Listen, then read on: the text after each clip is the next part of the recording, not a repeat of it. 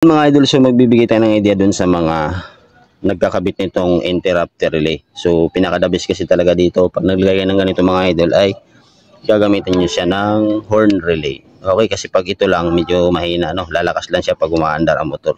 So kaya tayo maglalagay ng relay na ganito para malakas yung ating busina. So ang busina nga pala natin mga idol ay tatlong busina yan, no? So itong isang busina ko ay ground type to. Ayan, so nilagay ko na yun dito yung sa pinaka-trigger niya. Positive to eh. Okay, so ang nangyari mga idol, no, yung dalawang busina na maliit, pinagsama natin siya doon sa isang busina. So isang wire papunta doon sa isang busina. Itong isang wire papunta sa isang busina. Tapos nag-type tap tayo ng wire dito sa dalawang wire para ang kinalabasan niya ay dalawang wire na lang. Okay, so yung dalawang wire ng busina. Saka itong isang ating ground type na busina. So sa paglagay nito, unahin natin muna yung interrupter relay. Okay, so sa interrupter relay yan makikita nyo meron siyang positive at negative. Yan, lagay natin to. So sa lumang sakit ng busina natin, sa rouser, no, sa mga rouser NS, rouser 135, so meron kayo makikitang wire dyan na dalawa, yung may brown, tapos yung isa naman itim na may line na dilaw. Okay, so ngayon ilalagay natin siya. Yung positive, yung pula, dito nyo ilalagay sa may brown. Ayan, lagay natin siya dito, no? Ayan, tapos itong itim lang, ilalagay natin siya sa ground. Ito yung ground ng Kawasaki, yung itim na maliner na dilaw. Ayan, lagay natin. Okay, tapos itong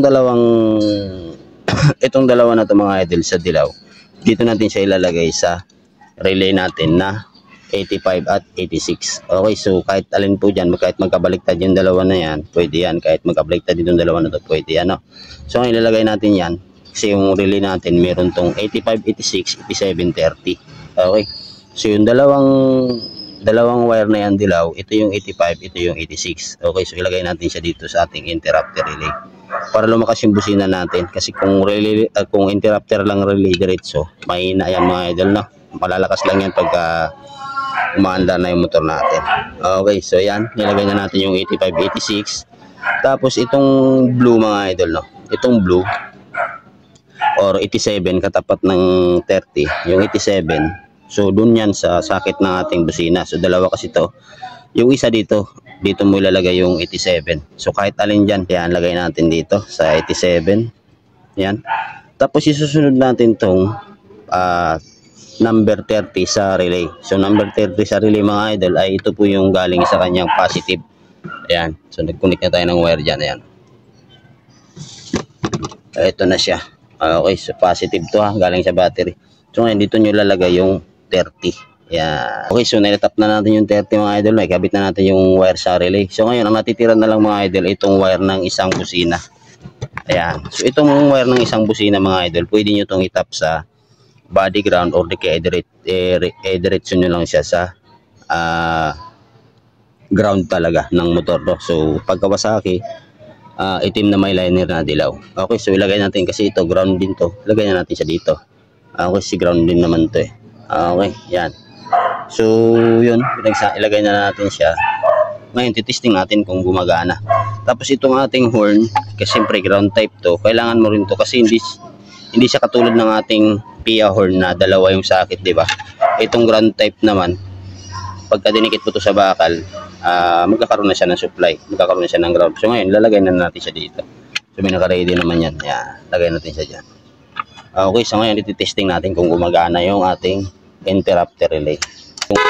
Yun. Yun, lakas na.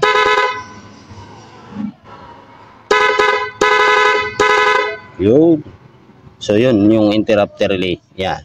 So kung anong paglagay mga idol, no, basta huwag nyo lang kalimutan.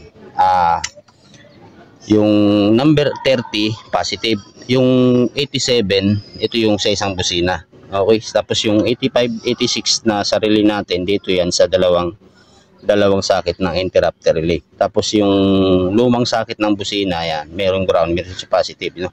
Yung pula, lalagay nyo siya sa may brown. Tapos yung isang itim, lalagay nyo siya sa itim na may liner ng dilaw. Tapos yung natitirang sakit ng busina, ilalagay nyo rin siya sa ground. Okay, so ganun lang mga idol, no? Maraming salamat at sana may natutunan na naman tayo.